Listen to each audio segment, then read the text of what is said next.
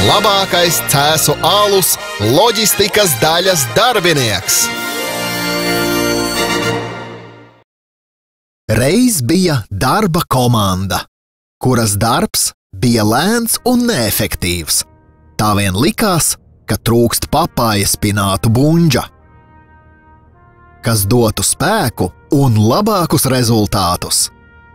Komandas biedri ilgi gaidīja labo feju, Ziemassvētku vecīti vai arī sprīdīti, kas aizvedīs viņus visus uz laimīgo zemi. Taču ieradās kas labāks. Supervaroņa loģistika ierašanās atvēra komandas biedriem acis.